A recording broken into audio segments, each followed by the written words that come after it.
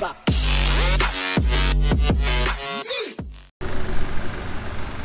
na, good na.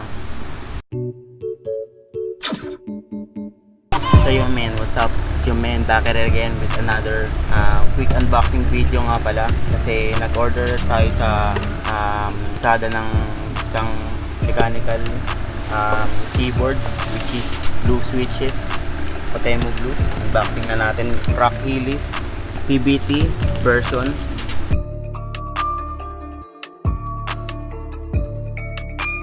Hindi kasi ito yung matalas, sinasabi yung isa.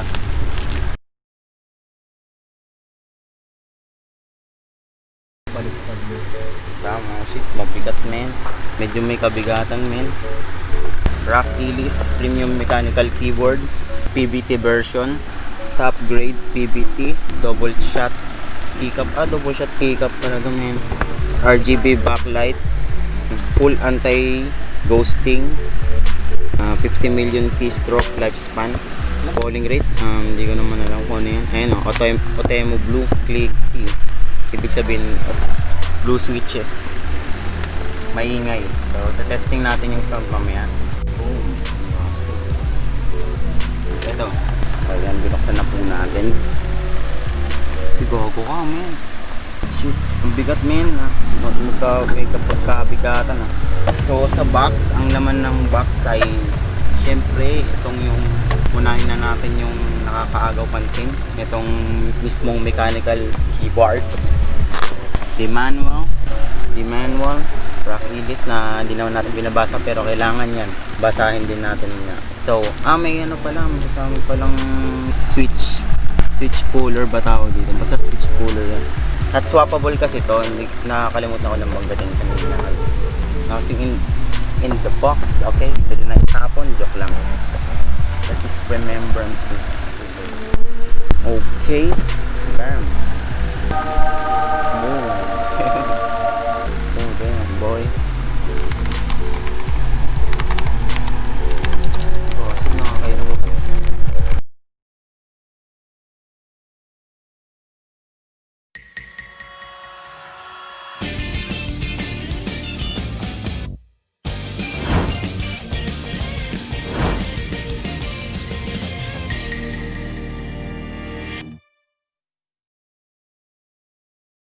So, ito thoughts about the mechanical keyboard. So, yung mechanical keyboard para sa akin din naman kasi ano siya, may subukan natin dito sa isang keyboard.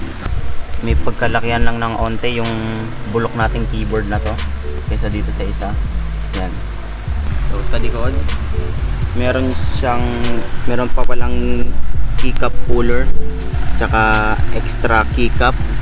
So dito sa itong stand niya, rubber, may rubber siyang ating titignan at saka ito para pagdulas ng keyboard kasi yun talaga yung sa mga gamer syempre pag nilagay nila sa table, syempre kasi madulas minsan yung mga ibang keyboard, kaya yun yung cons ng mga ibang keyboard ngayon.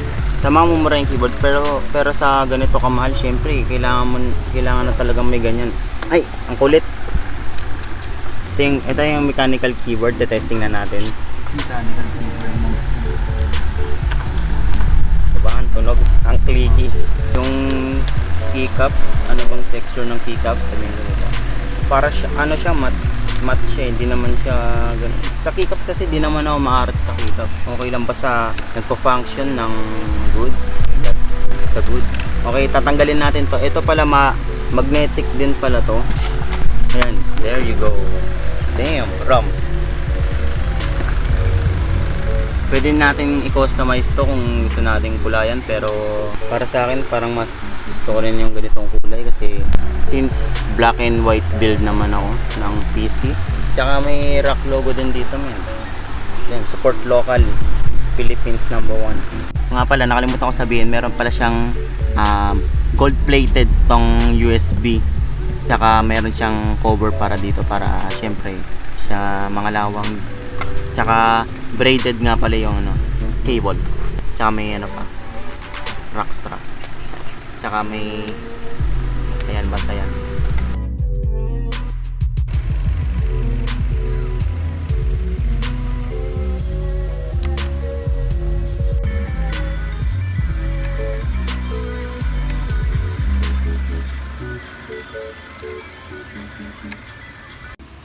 Let's go.